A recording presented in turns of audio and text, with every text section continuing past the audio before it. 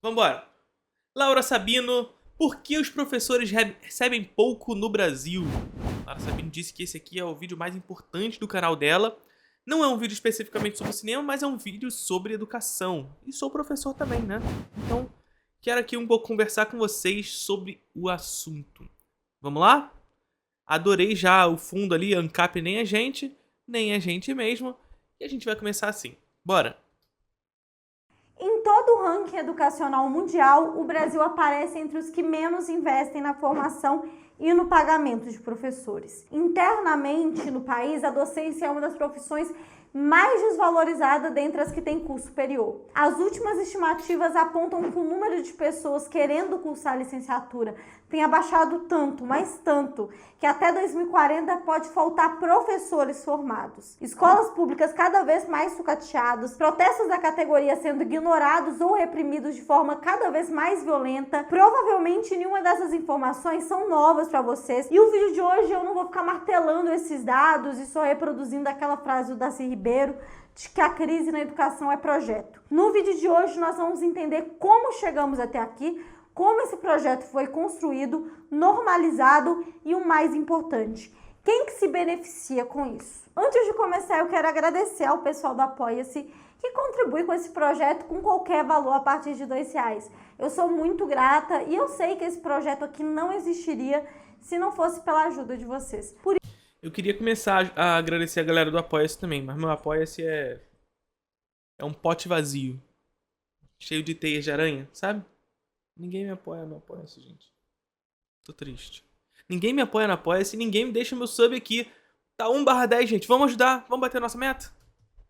Por isso que eu quero anunciar aqui o sorteio dos itens super legais que eu trouxe lá de Cuba para os meus apoiadores. E agora, né, direto vai rolar esses sorteios para quem contribui lá no Apoia-se. Dito isso, bora pro vídeo que hoje o conteúdo tá pesado e longo. Provavelmente você já deve ter visto muitos políticos dizendo que tem que investir em educação. Isso virou quase que um bordão ou até um chavão político, porque na prática não quer dizer muita coisa. Porque não existe uma educação universal, neutra e pronta. Eu quero que fique claro aqui que falar sobre educação é falar sobre disputas. O ensino é uma área estratégica que está em uma espécie de cabo de guerra constante. Todo modelo educacional parte de um modelo político, desde coisas que parecem pequenas, como por exemplo a escolha de um currículo, né, que define ali o que os alunos vão ou não estudar, a escolha dos livros didáticos, onde vão ser aplicados os investimentos voltados para a educação, como será o curso de formação dos professores, tudo isso não é. Inclusive, recentemente, o Gabriel Pinheiro, que é um querido que fala sobre Coreia Popular, a pesquisa dele é sobre Coreia Popular, sobre cinema da Coreia Popular, ele fez uma thread no Twitter em que ele fala justamente sobre o projeto de lei de 2014 da Dilma que colocava como necessário o ensino de cinema nas escolas. Então veja, olha só, já existe uma lei, portanto, que determina a necessidade de ensino de cinema e mais especificamente de se passar filmes brasileiros nas salas de cinema, nas salas de aula, tá? No colégio, na escola. Só que isso é inviável, né? E aqui a gente começa a perceber que na verdade isso tudo deve partir de um projeto muito maior do que simplesmente botar uma lei e acabou. Porque de fato, é o que a Laura tá falando aqui. Não existe um currículo para a formação de professores capacitados para discutir esse assunto, certo?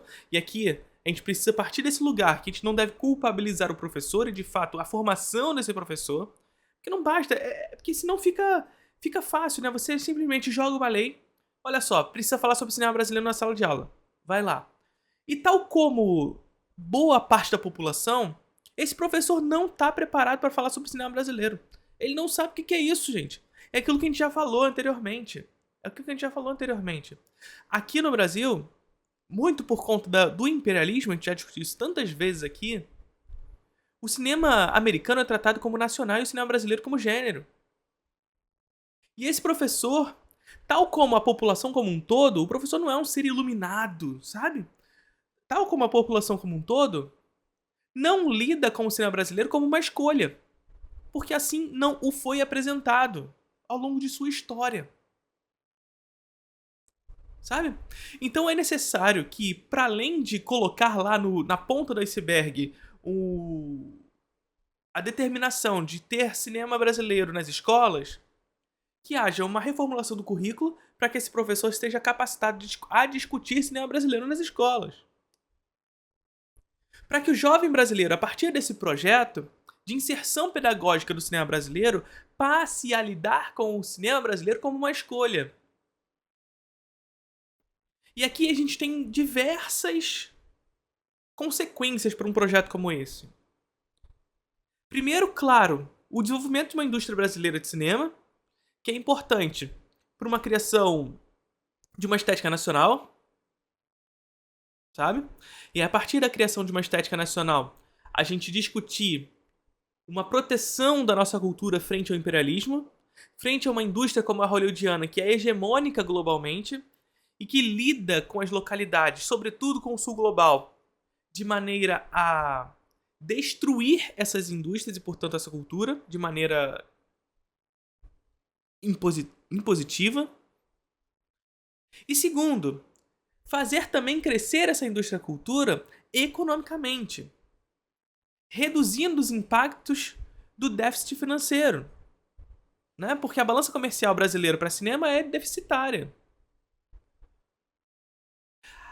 O nosso cinema, ele depende do público interno.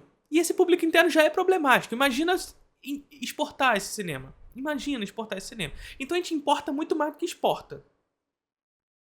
E internamente assistir a esses filmes já não é lidado como uma escolha.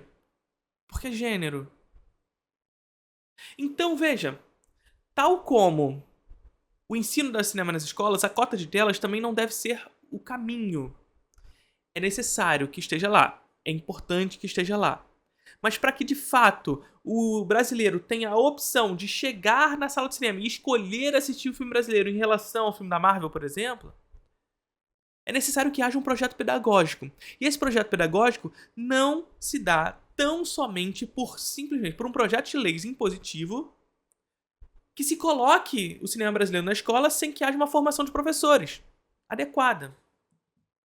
Porque o que acontece nesse projeto, de simplesmente adotar esse projeto de lei e ponto, é justamente uma individualização do problema. Ou seja, olha, nós já inserimos isso nas escolas, nós já adotamos o ensino de cinema nas escolas, mas os professores não conseguem fazer. Aí você individualiza o problema da não adoção de cinema brasileiro nas escolas no professor, como sempre, né? E evita uma discussão mais profunda sobre o sistema educacional como um todo. E aqui eu tô falando sobre cinema especificamente, mas é sobre tudo, na verdade, que é o que a Laura estava falando. Há uma deficiência na formação dos professores. E essa deficiência na formação dos professores passa, sobretudo, pela remuneração desses professores. Pela valorização desses professores. Porque cada vez mais vemos o interesse em se formar como professor diminuindo. O que acompanha ainda mais essa deficiência na formação do professor. Qual o caminho? Para onde a gente vai? Sabe? Não é natural, tudo isso é construído por base de escolhas. Sendo assim, a educação ela pode ser usada como uma arma importante para emancipar, melhorar o mundo e construir novas dinâmicas sociais, mas a educação também pode ser usada para piorar o mundo ou para a manutenção da ordem social. Perfeito. Então, veja, esse discurso que época de eleição, como a Laura trouxe aqui, é tão difundido, né? Eu vou investir em educação, vou construir 50 milhões de escolas, etc, etc. É um discurso que se vende, né? Porque todo mundo quer educação, gente. Vai na rua e perguntar, você acha que tem que ter mais educação? Lógico, todo mundo vai falar que tem que ter mais educação. Mas que educação? Para onde vai esse dinheiro? Sabe? Então pode ser... A gente pode pegar um esquema aqui de 2 países distintos, país A e país B. O país A investir muito mais em educação do que o país B, e o país B investir corretamente esse dinheiro também. No sentido de que o país A pode investir ideologicamente a barbárie.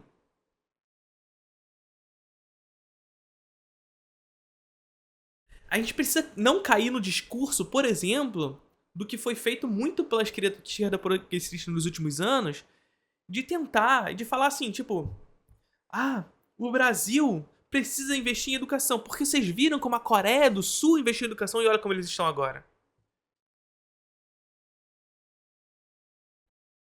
O ensino da Coreia do Sul, gente, é ensino de escala industrial, destinado para o mercado de trabalho, para um mercado de trabalho precarizado, 60 horas de trabalho semanal.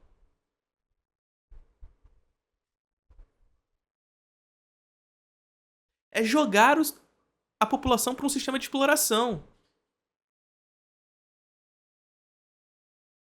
Sabe? Então, a gente tem que ter cuidado com o que é educação, sabe? Porque educação, como a Laura disse mais uma vez, não é neutra, não é pura. A gente já discutiu isso aqui tantas vezes com relação ao cinema, né? Com o Ei Nerd, falando de que não faz cultura pop, não tem... Quem milita na cultura pop não faz cultura pop, né? Essa crença do ser puro, do ser natural da natureza. O liberal adora esse naturalismo, né? De que as demandas estão postas na sociedade e aí o capitalismo vem e atende às necessidades. Não existe demanda natural. Não existe educação pura. Isso é idealismo. Isso só existe no campo das ideias, no mundo das ideias dessa galera. Que a partir disso, a partir do senso comum, trata para a população como geral as suas ideias como verdade, como fato. Afinal, eu estou fazendo o meu discurso não enviesado. Meu discurso é imparcial. Então é verdade. Eu não estou apresentando ideologia. É tudo verdade. E as pessoas acreditam. E qual é a consequência disso? É escola sem partido, etc e tal. Escola sem ideologia. A gente sabe qual é a ideologia que está por trás disso, né? Para falar para vocês mesmo que projetos educacionais são construídos com base em projetos políticos, econômicos e sociais. No capitalismo, a educação ela ganha também a dimensão de formar um mercado de trabalho. Trabalhadores esses que podem ser conformados, alienados ou cientes das explorações que são submetidas. Nesse sentido, é importante... É ver que esse sistema educacional ele passa desde o ensino básico até o ensino superior, né? Como os nossos governos progressistas recentes, né? Fizeram um investimento pesado em educação de ensino superior privado, né?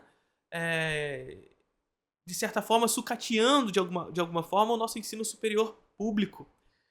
Então veja, sabe? Ensino superior privado esse que forma esses trabalhadores para o mercado de trabalho sem qualquer... Gente, é assim. Sem qualquer preocupação teórica. Sem qualquer preocupação crítica. É só jogar esse cara no mercado de trabalho e pronto. Me disse isso não é ideologia. E os nossos governos progressistas fazendo isso. Os nossos governos progressistas fazendo isso. Num projeto de crescimento do mercado privado na educação no Brasil. Porque não adianta falar que não aconteceu isso no Brasil, porque aconteceu. Né? É importante pensar a educação como um aparelho ideológico. Instituto Ayrton Senna. Vamos ver como é que esse processo aconteceu no Brasil, né? Para começar, a educação aqui ela surge com um intuito extremamente bem definido: catequizar povos originários, apagar a cultura local e fazer as pessoas se submeterem à moralidade e ao projeto de poder do Império Português Católico. Não era ajudar a construir condições de conhecimento para essas pessoas, mas de impor uma cultura a serviço do colonialismo. Já a educação que era voltada para os filhos dos colonos tinha como intuito garantir a permanência, né, a manutenção da posição de poder desse grupo. E aí essas pessoas eram enviadas para outros países para fazer faculdade. Para eles, sequer era interessante existir faculdades aqui, já que, como aponta o historiador José Murilo de Carvalho, estudar fora do Brasil fazia parte da identidade da elite imperial brasileira e boa parte da sua rede de contatos eram feitas na Faculdade de Coimbra, em Portugal. E é esse o modelo que dá o tom do projeto educacional que foge ao nosso país. Para vocês terem ideia, existia uma lei que proibia a criação de faculdades no Brasil até 1920, que foi quando a primeira faculdade desse país foi inaugurada com uma intenção: mas quem mora em grandes cidades e trabalha não consegue fazer federal em período integral. Só resta o fiéis mesmo. Mas isso é um projeto, sabe? Porque não era necessário que fosse assim. Né? É um projeto de crescimento do mercado privado. Mas não era necessário. Era possível que fosse investido no ensino público, para que a faculdade pública fosse para todos. Necessidade diplomática de a questão é essa aqui, não é individualizar a culpa. Não é culpa do estudante que faz fiéis, sabe? De fato, para muitos esse é o único caminho possível mesmo. O que eu tô falando aqui não é individualizando o problema, porque não é culpa desse estudante que vai ter que fazer fiéis para poder ter um ensino superior no braço. Currículo do ensino superior no braço, sabe? Não é isso. Mas de como isso é um projeto, de fato, ideológico. Concedeu o título de doutor honoris causa ao rei da Bélgica que havia vindo conhecer o Brasil. Percebam que até a década de 1930, ou seja, durante todo o período da República Oligárquica, ser professor, que é o tema desse vídeo, era ser bem remunerado, era status social. Porque a gente está falando de um período em que 71,2% da população era analfabeta e somente homens ricos podiam estudar. Então, ser professor era ter prestígio. Não porque o mundo respeitava mais a educação do que hoje, nada disso. Mas porque somente representantes diretos da elite davam aula para os filhos da elite. Então, até 1930, nós podemos dizer que estava colocado para o Brasil uma educação restrita e elitista. Em 1930, o que acontece? A queda da República Oligárquica e Getúlio Vargas chega ao poder com seu projeto nacional desenvolvimentista que precisa de mão de obra especializada e mercado para se expandir. A educação que antes era seletiva e excludente precisava ser agora, para esse novo projeto de poder, uma educação de massas para formar a força de trabalho para uma sociedade urbana e industrial. Percebe? Uma educação pensada para a criação de uma demanda do mercado. Que é aquela velha história, né? Ninguém dá emprego para ninguém. Existe uma demanda por esse emprego. Né? E aqui, gente, por favor, não confundam educação de massa com educação popular. Mais pra frente eu vou explicar isso. E aí, gente, o primeiro passo para justificar a queda no salário dos professores foi a feminilização da profissão. Mulheres que até 1927 eram proibidas de estudar foram incentivadas a irem dar aula. Por quê? Porque Getúlio apoiava a luta das mulheres? Por causa do sufragismo? Claro que não. Mulheres foram incentivadas a dar aula somente porque na lógica de produção capitalista a gente recebe menos, acumula outros trabalhos, né, inclusive o trabalho doméstico, e o salário fora de casa é visto como um complemento à renda do marido e não como algo para sustentar um lar. E a campanha para mulheres se tornarem professoras foi disseminada durante décadas para baratear o gasto na educação e reduzir a categoria a uma subprofissão. Mais do que isso, né, construiu-se no imaginário popular por meio de comerciais, propagandas, músicas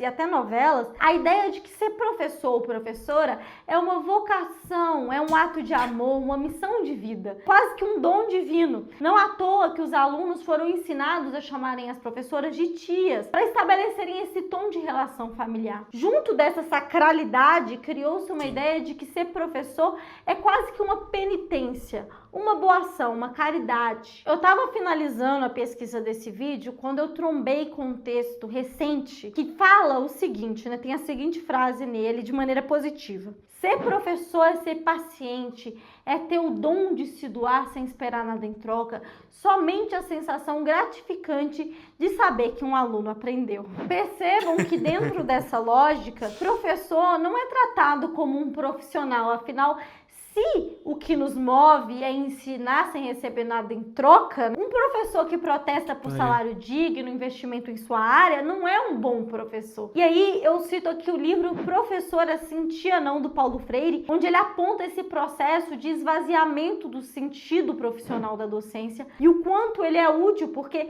normaliza a falta de investimento na educação, uma vez que apaga o fato de que ser professor é uma responsabilidade profissional e demanda, né, como toda profissão, ética e profissionalismo, tem deveres e direitos, a necessidade de se preparar, de se capacitar, de se formar para o trabalho docente e de receber um salário que garanta uma vida digna. E aí a gente percebe...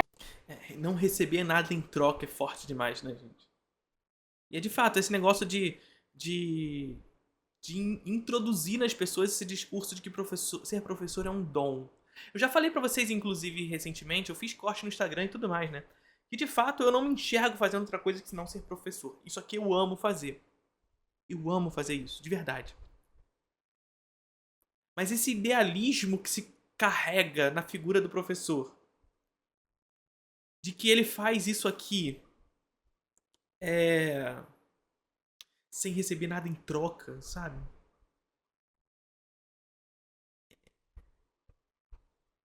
É foda, é foda. Uma aceleração ainda maior nesse processo de desprofissionalização da educação no período da ditadura civil empresarial militar. Quando a gente pega as entrevistas do Golbery com... É aquele negócio, né? Eu não como amor. Eu não pago minha conta de luz com amor. Eu amo fazer isso. Mas isso não basta. Né? Muito obrigado pelo sub, 2/10. Vamos bater o 10 aqui? Vamos bater os 10, gente. Vamos lá, me ajuda. Cadê o Engels da galera? Cadê?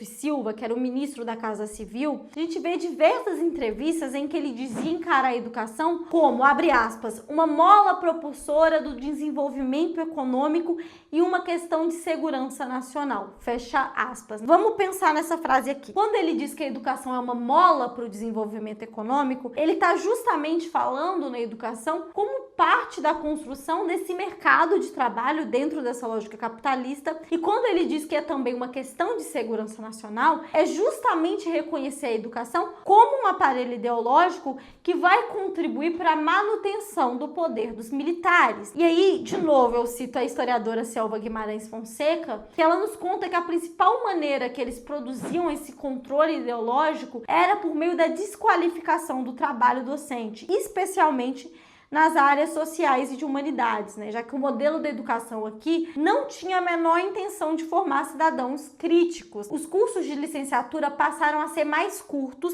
e o conteúdo completamente tolhido. Foi criado a habilitação específica para o magistério, que é através da Lei 5692. O primeiro ciclo é o de letras, que abarcaria português e uma língua viva. O outro curso, né, era o estudos sociais, que formava em história, geografia e organização política e social. E o terceiro, que era o curso de ciências para o ensino de física, química, biologia e matemática. Nossa. Lembrando que esses cursos tinham duração de 3 anos e habilitavam os professores para irem para salas de aulas e ensinar essas disciplinas. Como uma...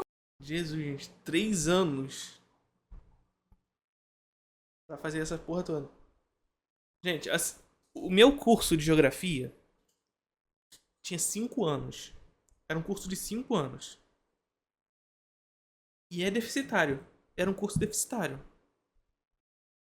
Tá? Deficitário por uma série de questões, né? O currículo ele era problemático em si, porque tinham coisas já ultrapassadas e tudo mais, ao meu ver. E porque faltava muita coisa. 5 anos.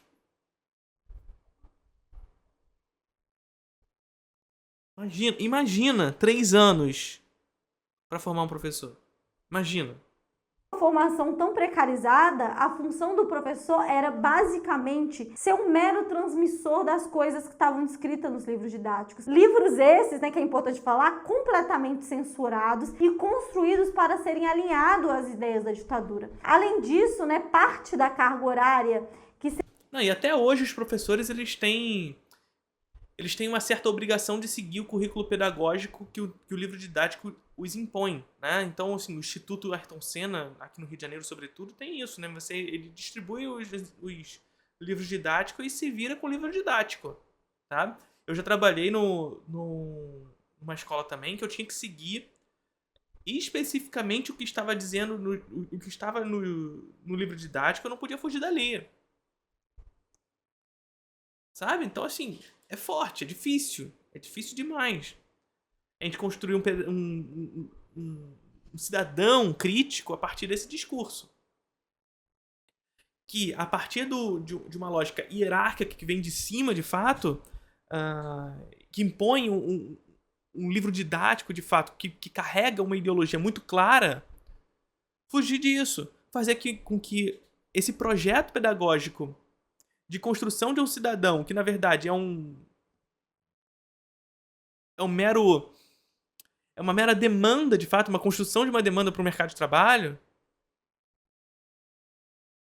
Sabe? Difícil construir esse cidadão crítico, que vai, de fato, se desalienar de um trabalho explorador. Né? Seria voltada para a humanidade, foi simplesmente transformada em educação moral e cívica, criada para Puta que pariu. formar patriotas, né? Ensinar os meninos a cantarem os hinos nacionais, a não questionarem a hierarquia militar. Agora vocês entendem porque quando a gente conversa com algumas pessoas que viveram no período da ditadura, elas dizem que nada aconteceu ou que lá era uma época muito melhor. Esse pensamento foi construído para manter as pessoas alienadas de qualquer senso crítico e conhecimento aprofundado, principalmente politicamente. Essas pessoas, elas representam a eficiência da educação como um instrumento de difusão de pensamento e ideia. Durante ali as décadas de 80 e 90, o empresariado da educação resolveu disputar mais diretamente os estudantes, ou nesse caso, os clientes do ensino público. Para vocês terem noção, um dado que eu gosto de trazer é que entre 1989 a 2000, apesar da expansão do ensino particular, as vagas não preenchidas do setor privado giravam ali entre 19,2% a 31,5%. Já as vagas não preenchidas do setor público giravam em torno de 5,1% a 15,9%. O empresariado, obviamente, não estava satisfeito com isso. No artigo Evolução da Educação Superior Privada no Brasil, os autores nos chamam a atenção para o início da década de 90, quando foi lançado um pacote de medidas neoliberais que impactaram diretamente no ensino público do país, levando a uma redução de investimentos públicos na área da educação. Pacote neoliberal a partir da década de 80? Olha só, a gente já discutiu isso tantas vezes aqui com relação ao cinema, né? Entre as medidas adotadas, né, nós tivemos ali o plano de demissão voluntário, as reformas da Previdência, o congelamento dos salários e dos investimentos. Nessa época foi alçado ali o discurso de que as diferenças sociais eram fruto da baixa escolaridade, e a política neoliberal, né, também intensificou esse sucateamento da educação pública, o que gerou uma demanda crescente por vagas e abriu espaço para ampliação do setor privado.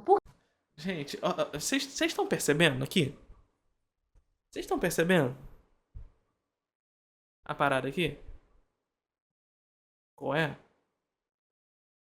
A gente discutiu isso tantas vezes com relação ao cinema e a Laura tá trazendo isso aqui com relação ao projeto educacional, de fato, né? Gente, década de 80, né? A gente já falou tantas vezes dessa década de 80. Como a partir da década de 80 nós temos um projeto neoliberal importado dos Estados Unidos, na verdade financiado pelos Estados Unidos para cá. Que, na verdade, importa ideologia junto. Então esse neoliberalismo aqui, no caso do cinema, destruiu a nossa indústria da cultura, que vinha construindo público. Que vinha construindo público para cinema brasileiro. E quando esse discurso neoliberal chega aqui, surge mais ou menos as coisas que estão acontecendo, que a Laura está falando aqui com relação à educação. Ah, mas na Embrafilme, no projeto da indústria da cultura brasileira tem corrupção, tem isso, tem aquilo outro. Sucateia a Embrafilme e o projeto da indústria da cultura do Brasil, da indústria do cinema brasileira. Até que na década de 90, com o governo Collor, a Embrafilme fecha a porta, extinta. Só que o cinema brasileiro já tinha público, porque já tinha sido construído. Ou seja, uma demanda reprimida ficou construída na sociedade, porque o cinema brasileiro não consegue mais atender essa demanda. Quem vai atender essa demanda? Aqueles mesmos que financiaram o neoliberalismo por aqui. Ora só. Que louco, né? Que loucura. Aqui a Laura está trazendo para a perspectiva da educação, num projeto de sucateamento do ensino público, e a partir desse sucateamento do ensino público, uma valorização do ensino privado. Olha só que louco! Que louco, né? Quando a gente sucateia o ensino público, o mercado privado atende a demanda que foi deixada? Que louco, que loucura! Mas é sem ideologia, tá, gente? Não tem ideologia nenhuma, é neutro. É puro. É puro, é uma pureza só.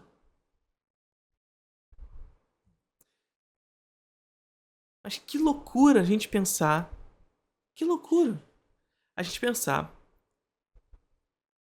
que ao sucatear um determinado setor da sociedade, sobretudo um setor da sociedade público, quem vai atender essa demanda, sobretudo os setores pelo qual o mercado privado é interessado, onde houver espaço para construir acúmulo infinito de riquezas, o capitalismo vai quebrar essa barreira de acumulação. Já falei inúmeras vezes. O capitalismo funciona sobre quebra de barreiras de acumulação. Onde houver um espaço onde há uma barreira para acumulação, nem que essa barreira seja o público, o capitalismo vai quebrar essa barreira. Nem que seja à custa da disseminação de discursos que tem como consequência o sucateamento do que é público.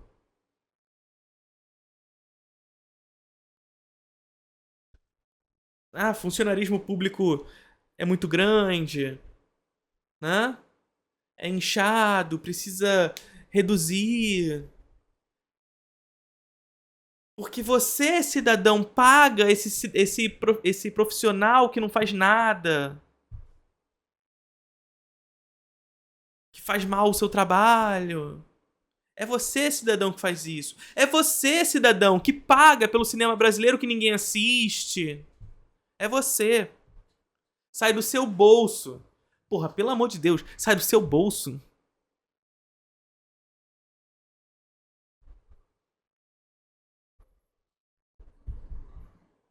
É você, cidadão. E esse discurso é disseminado, as pessoas acreditam que é puro, né? O cinema brasileiro sabe, entra na sala do cinema, ninguém assiste porque as pessoas gostam de assistir o cinema americano. E é impressionante, aquele negócio, né? Parece que só os Estados Unidos sabem fazer cinema no mundo. As pessoas não conseguem raciocinar um passo na frente. Porque foi introduzido isso ideologicamente nelas. Parece que só os Estados Unidos sabem fazer cinema. Porque é isso, só eles conseguem atender as demandas, só eles sabem atender as demandas, só eles sabem fazer o que o público quer assistir. Olha só, que gosto é esse construído? Que gosto natural é esse, melhor dizendo? Que só um país no mundo sabe fazer.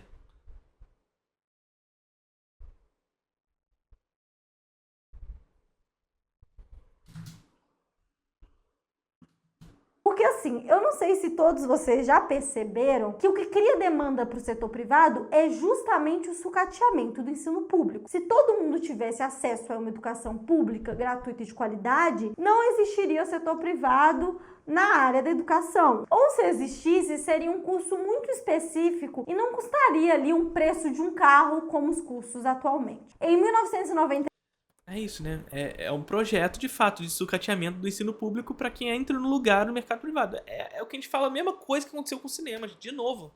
É a mesma coisa que aconteceu com o cinema. O cinema brasileiro atendia às necessidades do cinema brasileiro. E quando eu digo isso, gente, é importante que a gente faça esse parênteses. Quando a gente tá falando ali da década de 70, do cinema brasileiro, que foi um auge da Embrafilme, década de 70 e primeira metade da década de 80, o auge da Embrafilme, não significa dizer que não existia cinema americano, que não existia Hollywood por aqui, que não existia cinema de outros mundos, de outros países entrando aqui. Não é isso. Não é isso. Significa dizer que o brasileiro tinha escolha de assistir um filme brasileiro ou assistir um cinema americano. Eu tinha escolha de fazer isso. E que, portanto, essa empresa brasileira de cinema fornecia uma espécie de proteção à cultura, fazendo com que essa indústria crescesse, fosse rentável, empregasse, movimentasse a economia, botasse comida na mesa de uma galera. Sabe? Só que, quando esse projeto neoliberal entra por aqui, o que vai acontecer? É justamente isso. Eu sucateio essa indústria a partir de um discurso neoliberal e uma série de políticas que envolvem isso para abocanhar a demanda que essa indústria já construiu. Então eu tiro ela de jogo para quebrar barreiras de acumulação, para que o mercado privado entre no lugar onde o público atendia. Onde o mercado público atendia. E é isso que aconteceu no cinema. E foi isso que aconteceu e está acontecendo com a educação progressivamente. Em 1997 foi criado o Fundef, que é o Fundo de Manutenção e Desenvolvimento do Ensino Fundamental, que utilizava os recursos provenientes dos municípios e das unidades federativas, e redes. E aí quando eu digo para vocês que para construir um cinema e construir um projeto de fato para que a gente construa público para cinema no Brasil é necessário um projeto pedagógico, é com muito pesar que eu falo que é cada vez mais difícil a gente pensar nisso fora de uma discussão assim, sabe? É cada vez mais difícil pensar nisso. Porque cada vez mais nós vemos o nosso sistema educacional também privatizado, o que nos destina cada vez mais a pensar que até mesmo um projeto pedagógico que valorize o cinema brasileiro fica dificultado. Discutir ensino de arte e cinema nas escolas fica cada vez mais dificultado. E, portanto, fornecer ao jovem a possibilidade de que ele pode assistir cinema brasileiro, que ele pode, no seu momento de lazer, ir ao cinema para assistir um filme brasileiro,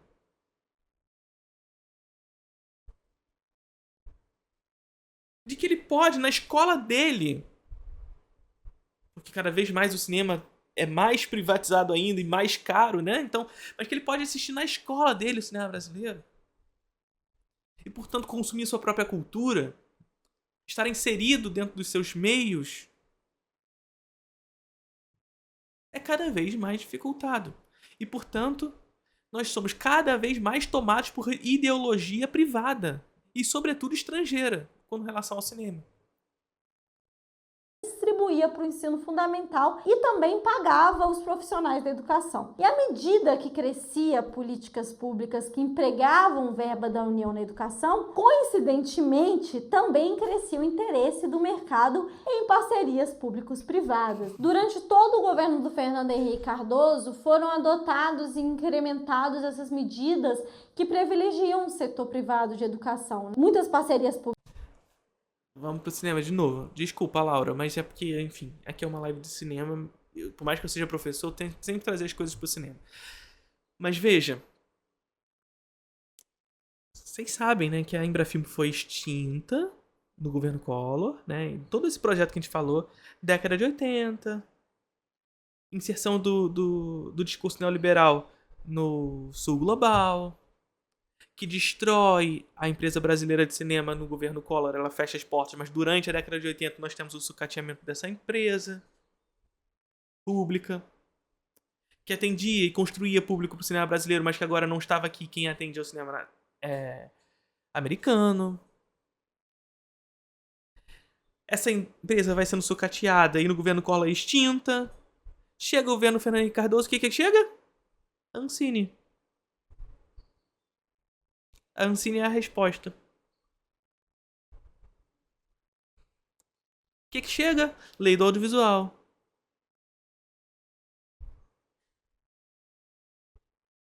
E é aquilo que eu sempre digo pra vocês, tá, gente? É melhor ter Ancine do que não ter. É melhor ter a lei do audiovisual do que não ter. Mas elas não bastam. São políticas liberais, gente. Políticas neoliberais. São leis neoliberais. Tá? Por quê? Porque para que funcione... Primeiro porque a Ancine ela é uma agência reguladora. Tá? Ela não é uma agência que fomenta a cultura no Brasil. Primeiro. Segundo, a lei do audiovisual, ela funciona a partir da captação de imposto de empresas, que pode se utilizar do imposto para propaganda privada. Ou seja, o que a Ancine faz é regular a propaganda de empresas privadas. Isso é ideológico. Por quê? Porque a empresa privada, por mais que seja deduzido parte do imposto, que esse imposto teoricamente seria destinado ao Estado, ela vai utilizar isso como propaganda. E o Estado, portanto, dá ok para isso. Ok, faça a sua propaganda com dinheiro que seria público. Em suma, o que está acontecendo é justamente o Estado falando assim, vai lá, Estado burguês, né? Vai lá, faz propaganda ideológica, privada, com o nosso dinheiro. É isso que acontece. Então veja só, qual o projeto aqui? Extinção da Embrafilme, que era uma empresa que de fato fomentava a cultura de maneira direta, para entrada no mercado privado, sobretudo estrangeiro, com força por aqui. E as salas de cinema têm muita culpa nisso, nesse sentido, né? De falar, não, a gente quer botar no cinema o que o povo quer, sabe?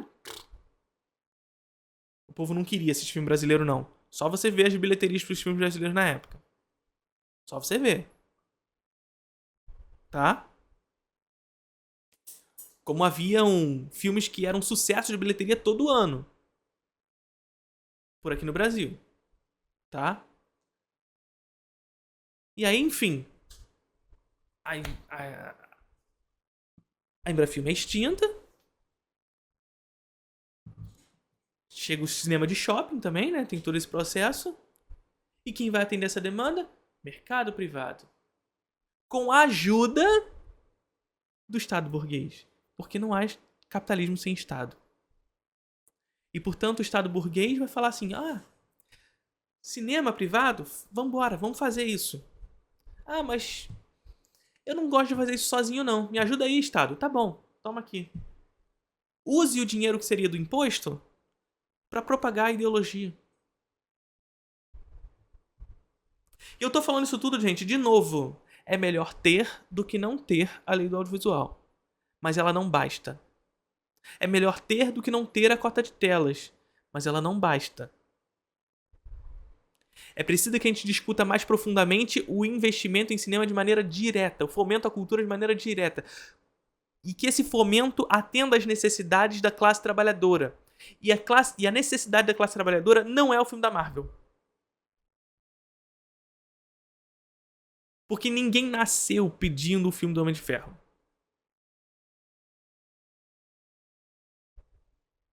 Assim como um projeto educacional deve ser destinado aos interesses da classe trabalhadora. E ninguém nasceu pedindo o Instituto Ayrton Senna. Públicos privadas. E um dado que eu gosto de usar é que de 1997 a 2003, ampliou em 132% o número de matrículas em instituições privadas no país, já representando ali 67% do total de todas as matrículas. Além de depender do sucateamento da educação e infraestrutura do ensino público para crescer, também é interessante para o setor privado que o Estado mantenha baixo o salário dos professores, porque afinal de contas, se professores forem bem remunerados pelo Estado, o setor privado também teria que subir o salário desses profissionais. Afinal, escola para esses grupos é meramente uma empresa. E a meta de uma empresa sempre é minimizar os gastos e aumentar o faturamento. Agora, quebra de barreira de acumulações, né? Onde houver uma barreira, eu luto para que quebre essa barreira, a custo do sistema público. Então, eu barateio o valor do professor, né? O salário do professor no ensino público, para que no ensino privado eu não precise remunerar tal como no ensino público se fosse bem remunerado, né? Então, quebra de barreira de acumulação de novo. Tá? É sucatear o ensino público para que eu possa remunerar mal no ensino privado também. Tá? Aí você não fala, mas no ensino privado a remuneração é maior do que no ensino público. Sim, é justamente isso. Eu remunero mal no público para que eu remunere mal também no privado. Um pouquinho mais para dizer que é mais valorizado. Gente, vamos falar dos governos petistas, que apesar de terem avançado significativamente na expansão da educação fundamental, superior e EJA, não rompeu com a correlação de forças do setor privado da educação. E isso vai descambar em coisas assim que vocês vão ver que é muito perigosa. A maneira não só não fez na educação, como também não fez no cinema, tá? Manteve o mesmo projeto, e aí aqui é o que a Laura começou na fala dela. Possibilitou com que houvessem mais verbas para o desenvolvimento do cinema no Brasil? Possibilitou. A gente teve o anúncio agora, recentemente, logo após o Lula vencer as eleições e assumir, na verdade, a gente teve o anúncio de que nós teríamos o fomento de 1 bilhão para a indústria do cinema no Brasil. 1 bilhão de reais. É um valor exorbitante para a produção de cinema nacional em termos de fomento.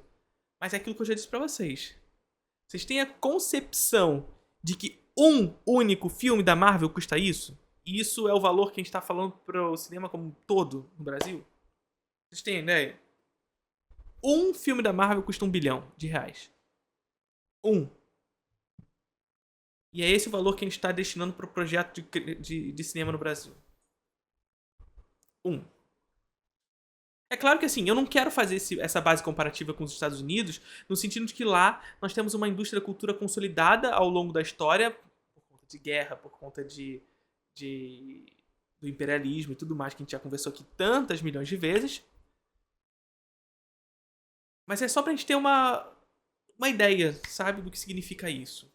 Mas, veja, por mais que o governo Lula tenha crescido o financiamento para o cinema, e eu tô tratando esse 1 bilhão como algo positivo, tá? Por mais que a comparação que eu fiz é um valor positivo pelo crescimento que se deu, não se rompeu com as bases pelas quais o mercado privado continua dominando o cinema. Que bases são essas? Se dão, sobretudo, por essa dominação onde a nossa agência ela é tão somente uma reguladora em que o mercado privado pode se utilizar como propaganda o dinheiro que seria público. Sabe? Ou seja, é o Estado burguês dando aval para o mercado privado seguir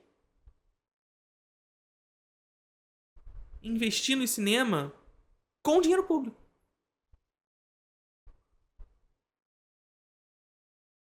Beleza? maneira que foi formulada a política de expansão de educação, por um lado, gerou a época de maior construção de universidades públicas no país, o que é uma grande vitória, porque o fortalecimento das universidades públicas impulsionam a pesquisa no país, pavimenta uma série de políticas públicas educacionais pensadas por profissionais da educação, oferece formação pública gratuita de qualidade, como, por exemplo, a implementação de cotas raciais, sociais e para pessoas com deficiência, além de ser o período com maior formação e capacitação de professores, com bolsa de pesquisa para estudantes de licenciatura, né? Em 2006 Perfeito. Tem uma vitória muito importante que foi a substituição do Fundef pelo Fundeb, que é o Fundo de Desenvolvimento da Educação Básica, que assegurou ali recursos para todos os níveis de ensino, incluindo educação infantil, ensino fundamental, médio, ensino superior e a educação de jovens e adultos, e também Assim, só pra vocês terem uma ideia, por uma questão minha, sabe? A minha experiência com a universidade. Eu fiquei muito tempo na universidade porque eu emendei mestrado, doutorado, né? E assim, a minha época de graduação, eu passei ela toda. Eu entrei na universidade em 2012, tá? A minha época de graduação eu passei toda com bolsa. Eu tive bolsa na minha graduação inteira. Eu terminei minha graduação e entrei no mestrado praticamente quando o governo Bolsonaro entrou. A partir daí eu nunca mais tive bolsa. Nunca mais tive bolsa. Ah, Felipe, por que você não conseguiu? Gente, primeiro, eu tive bolsa toda a minha graduação. Porque tem a galera que gosta do mérito, né? No meu mestrado e doutorado, só ganharam bolsa o primeiro colocado. O primeiro colocado ganhou bolsa no mestrado e o primeiro colocado ganhou bolsa no doutorado. Vocês têm concepção disso? Lançou agora o edital do doutorado na minha universidade. Novo edital. Agora é sob um outro governo. Todas as vagas com bolsa.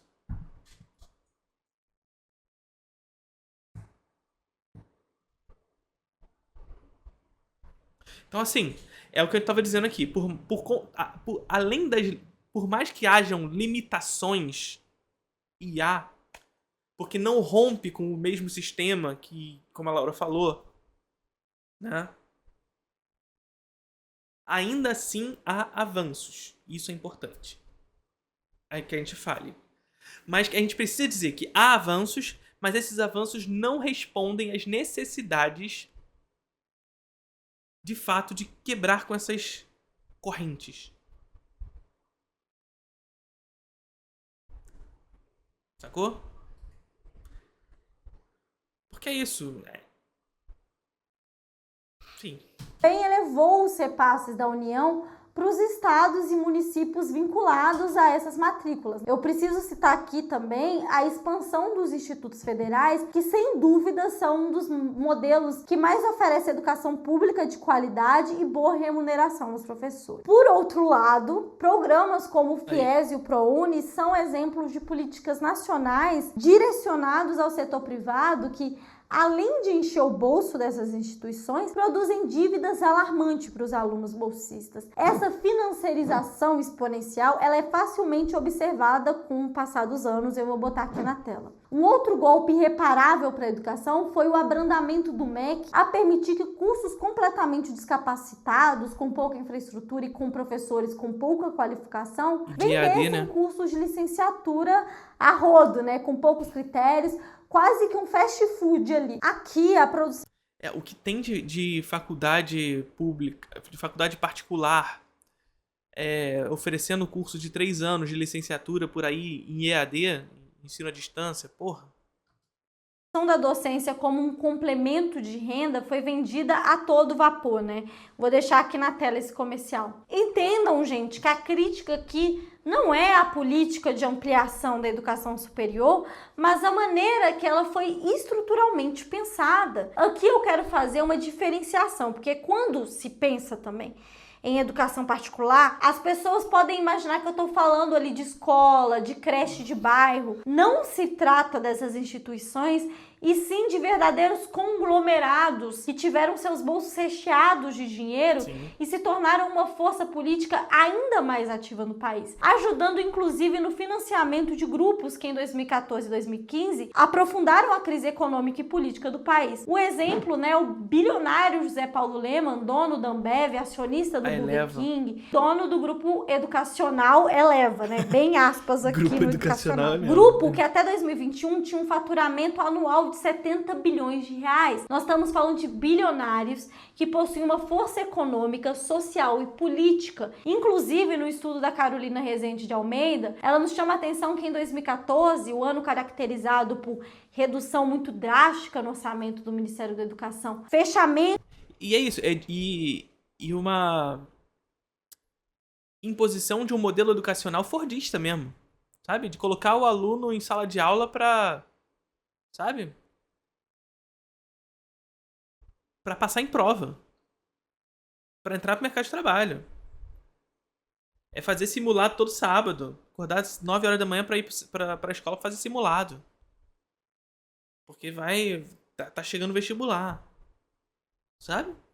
de escola privada, sucateamento, foi visto pelo mercado como um ano altamente lucrativo, com taxas favoráveis de receita e de lucro. Parecia que esses conglomerados tinham alcançado o teto do mercado com seu crescimento absurdo no ensino superior. No entanto, a bancada eleita pelo mercado da educação agora deu o tom de que esse ramo tinha uma nova meta, que era abocanhar a educação básica. Cresceu então um forte discurso por parte do mercado de que o ensino superior estava saturado, que o ensino técnico era a bola da vez, né? A gente tem o Michel Temer alterando o modelo do FIES, lançando ali o programa Novo FIES, muito menos acessível, que gerou uma redução na procura do programa por causa dos juros altos, por causa da redução do prazo de carência. E aí, gente, 2016 foi um ano de crise na educação, né? Foi anunciado o novo ensino médio, projetos como escola sem partido, pagamento de mensalidade em federais, privatização de universidade pública, homeschooling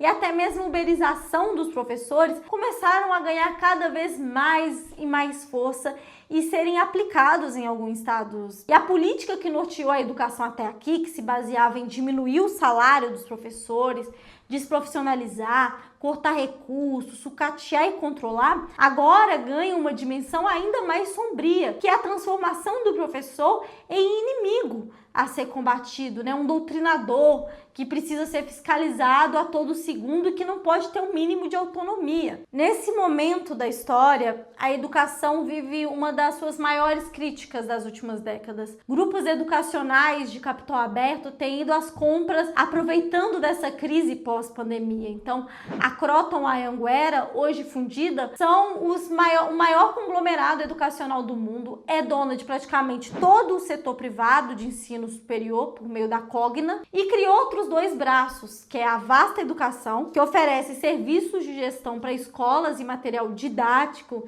incluindo ali participação em licitação pública, ou seja, mais dinheiro público financiando materiais didáticos, e esse modelo educacional pensado pela burguesia é aquilo, né, estado mínimo só quando o assunto é saúde, educação e direito público. No resto é só uma mata mesmo. Inclusive o secretário de Educação do governo de São Paulo, por exemplo, já anunciou a substituição de livros didáticos por tablets da Multilaser. Curiosamente, ele é acionista dessa empresa. Faz parte desse projeto de país e educação fazer com que pessoas que sonham em serem professores, que pretendem se dedicar à carreira docente... Gente, porque é aquilo que eu tava falando, o público é uma barreira de acumulação pro privado. Então eu sucateio o público para que eu possa atender uma demanda que o público atendia. Né? Por isso os projetos de privatização. Não porque o mercado privado sabe atender melhor essas demandas, mas porque é uma demanda que está ali construída, que o público pode atender e que poderia ser consolidada pelo lucro. Né? E, portanto, uma barreira de acumulação infinita. O capitalismo tem essas duas regras, gente. Acumulação infinita e quebra de barreira de acumulação, para que esse acúmulo infinito seja garantido.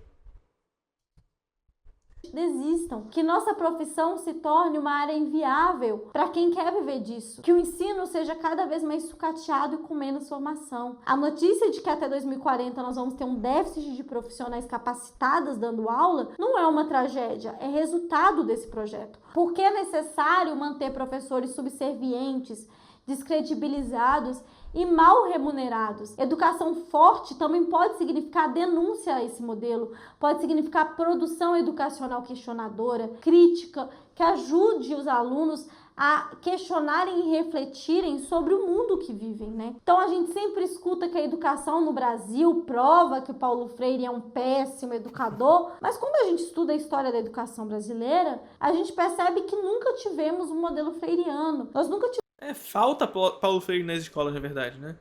É só... Quando dizem que Paulo Freire é o patrono da nossa educação, é só... É como se fosse... Se a gente abrisse um site de uma escola privada... Pensa que a nossa escola pública é isso, tá? Nosso sistema educacional público é isso. A gente abre um site de uma escola privada e tem lá missões, né? A aba de missões da escola, objetivos da escola. Você clica lá. E aí vai ter uma citação de Paulo Freire. É onde Paulo Freire está na escola pública hoje. É uma citação na aba Missões de um site. Esse é o Paulo Freire nas escolas do Brasil. É uma citação na aba Missões de um site. Esse é o papel de Paulo Freire no sistema educacional brasileiro hoje. O que falta Paulo Freire? Paulo Freire não é só uma citação. Né? Tivemos um modelo verdadeiramente comprometido com os interesses da nossa classe. O modelo de educação que eu defendo não está no passado ou no presente do Brasil. Cabe a gente pavimentar e disputar o futuro. Perfeito. Isso aqui é perfeito. Como uma boa comunista que é, Laura Sabino, né? Perfeito. O modelo de educação que eu quero não está no passado nem no presente. Mas é uma construção material que parte das contradições da realidade do Brasil. E, portanto, assim, claro que a gente pode se inspirar em outros modelos educacionais pelo mundo, mas eles não respondem às necessidades brasileiras. E, sobretudo, a necessidade de romper com um sistema de opressão e que, portanto, impõe, de certa forma, ao Estado, porque o Estado ele é o possibilitador, o garantidor desse sistema privado, que impõe ao sistema público a necessidade de financiar o sistema privado. Não há capitalismo sem Estado. Né?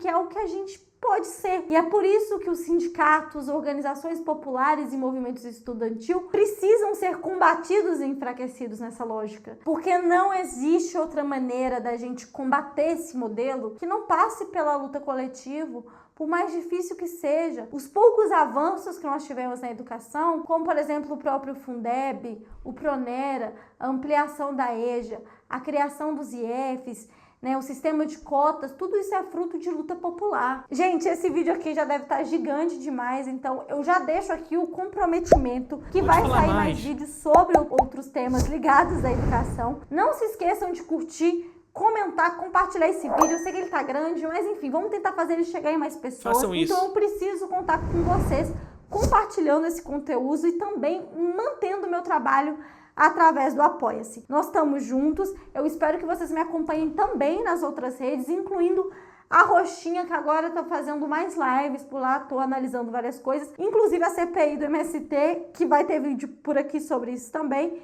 mas enfim, é isso galera, até a próxima e tamo juntos. Fale mais, Laura Sabino, quero ouvir mais você falando sobre isso, por favor. Maravilhoso, né?